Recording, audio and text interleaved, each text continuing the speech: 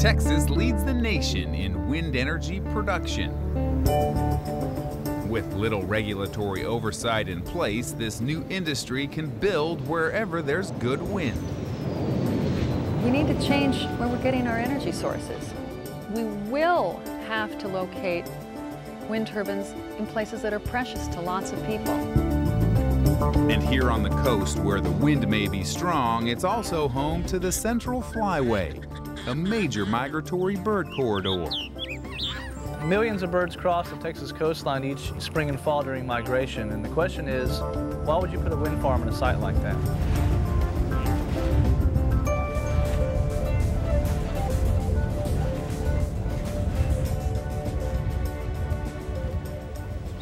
Songbirds like the hooded warbler, to migrating raptors like these Swainson's hawks, to the threatened reddish egret.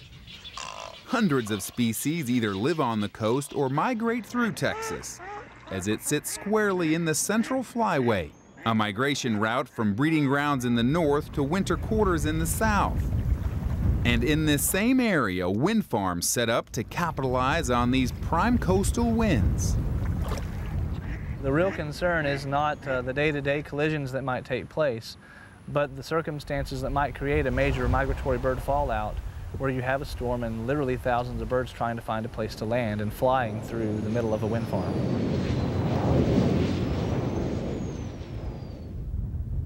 One wind farm that's concerned about the birds in the Central Flyway is the Peniskal wind plant, situated on the Kennedy Ranch along Baffin Bay. The wind blows hard here in South Texas, everybody knows that, but the wind blows hard when everybody needs it the most. So it's almost a perfect location in terms of customer demand. We can have well over 100 species at one time in these mottes. Huh.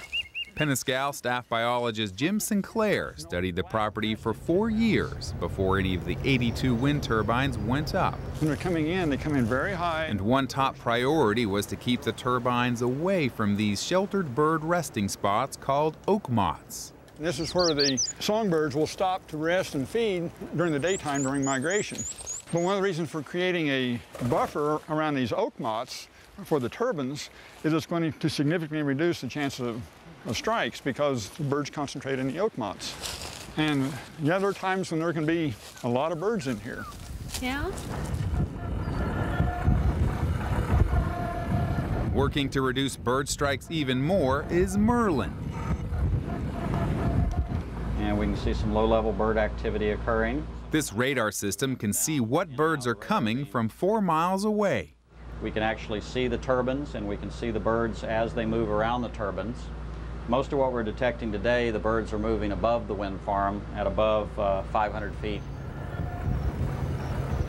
Now the magic of Merlin, it has the capability to actually shut off the turbines if birds fly into the wind farm. The radar itself generates a curtailment command, and within less than 1 minute, all of the turbines will be turning at less than 1 RPM, very, very slowly, and within 5 minutes, all of them are completely stationary.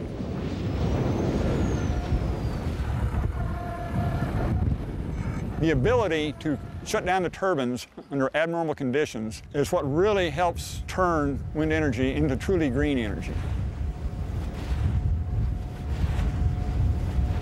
Will the cost of turning off the turbines be so high that they won't do it? And so the real issue is not so much whether or not they can do it, it's whether or not they will. That's just one of the questions on the minds of both Andy Kastner and wildlife biologists from Texas A&M Kingsville. Boy, this strong south wind probably had some good movement. So right next door on the neighboring King Ranch, they are using another Merlin to monitor the birds as well. It's user-friendly spraying with biological targets moving. Andy is here to meet research scientist Bart Ballard to get a feel for just how many birds could be affected by further wind development along the coast.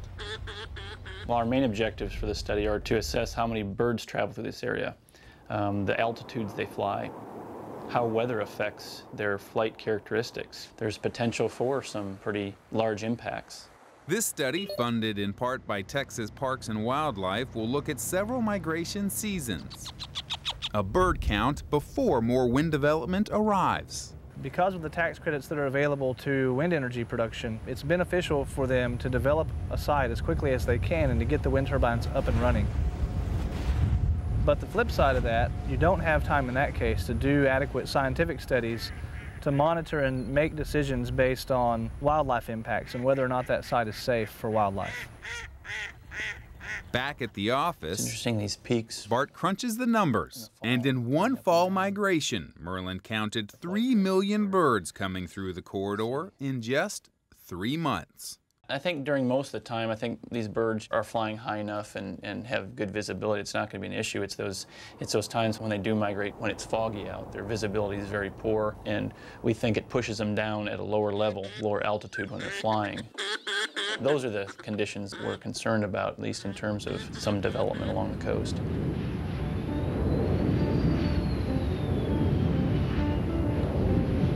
We're going to be able to observe large avian movements during a variety of weather conditions that we've never been able to see before. There are wind farms using the latest technology.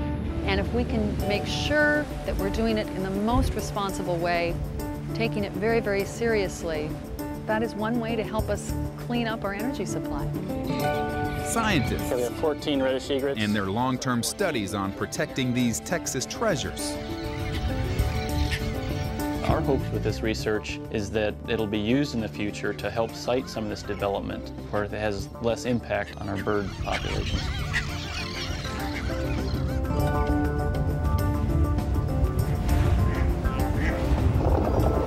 We just have to make sure that the individual developers make the right sorts of siting decisions.